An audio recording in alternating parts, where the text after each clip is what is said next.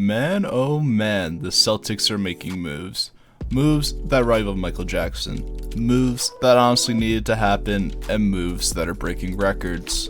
The Boston Celtics, over the past few seasons, have been consistently viewed as the top contenders to win it all, but fell short in the NBA Finals against the baby-faced assassin in the Golden State Warriors, and in last season's Eastern Conference Finals, where Jimmy Buckets and the Heat got their revenge over JT and the boys. For both of these campaigns, the Celtics kept pretty much the same starting five that dominates in the regular season, but falls short when it matters most. The starting lineup for the past two seasons were still among the best in the league, with their DPOY winning point guard in Marcus Smart, the shooting guard with a deep bag but now notorious ball fumbler Jaylen Brown, the MVP level player that still hasn't reached his true prime yet, small forward Jason Tatum, the old, decrepit, yet still productive and reliable power forward in Al Horford, and the undersized yet absolute poster generator and the Time Lord himself, Robert Williams. With some adjustments here and there in the starting lineup, we also got the recently balded Mamba, Derek White, and Mr. I'ma Make Both, Grant Williams. But with the recent shortcomings of Boston, Brad Stevens knew it was time to shake up the roster, and for the better in my eyes, and that's what we'll be discussing in today's video. And after you watch this, I hope that you'll understand why this Boston team might actually win their 17th chip this year. Just as a side note before we keep going, I've been on vacation in Montreal for the past bit, which is why I haven't uploaded, but now that I'm back, expect a video once or twice a week, and if you enjoy, drop a like, subscribe, turn on the bell, and thank you for taking the time to watch my channel. Now let's discuss the Celtics. The first order of business is to kick Marcus Smart and Grant Williams out of Boston in order to acquire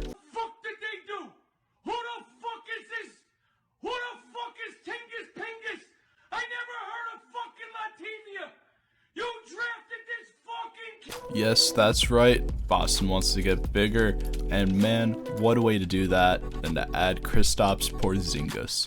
He had a great breakout season last year with the Wizards. The 7'3" unicorn averaged 23 points and 9 boards, and I think him replacing Marcus Smart as the third option is the right choice here, as Smart was really inconsistent last year. Though the Celtics were a great scoring team last season, KP will stretch the floor better than Smart. And speaking on that open point guard spot, Derek White will be the new starting point guard for the Celtics, and he is a perfect replacement for the role. He is a great passer, he can shoot the three better than Marcus, and is very good on the defensive end as well. He posted 74 blocks in the regular season and posted 20 more in the playoffs, so I think having him at the helm is great post Marcus Smart. Next order of business is extending Jaylen Brown.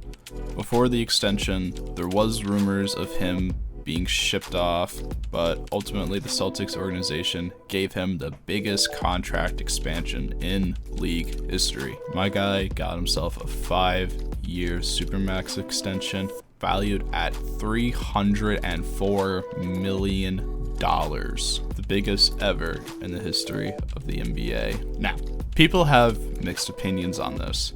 There is a side that believe this is the right move, but there is a side that don't like this move. The argument against this move stems from the fact that although he is a top 5 shooting guard in the league, people like to mention the fact that he apparently can't dribble, as seen in last season's playoffs, where he turned the ball over 3.3 times a game.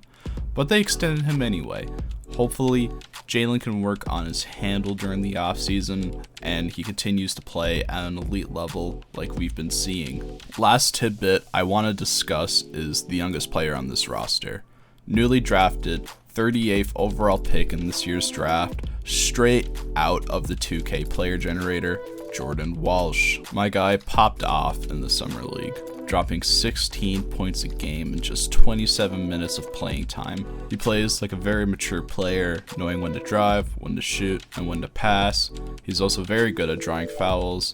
He shot 40% from free, which will do nicely seeing that Boston is a 3-point shooting team. I just see a lot of upside to this guy. He may not get a huge role in the roster this upcoming season, but as he develops, I can see him being, at worst, a good role player, but he could emerge as a star, and I love that such a late draft pick can have a ceiling like this. All in all, I may not be a fan of the Celtics or any Boston team for that matter, but I can respect the moves Brad Stevens and the organization made this offseason. The roster looks even deadlier than before, but only time will tell if these moves can propel the Celtics to their 17th championship. My biggest concern is the window to win a championship. The window is very narrow, like probably one season, if not two, max. They definitely went all in here this season to win for Boston, and as much as I hate them, if they look in sync for the regular season, I think Boston could win it all this upcoming season if Damian Lillard doesn't join the Heat. That's all for me today. I hope you enjoyed the video. I wish you all a pleasant day. Peace.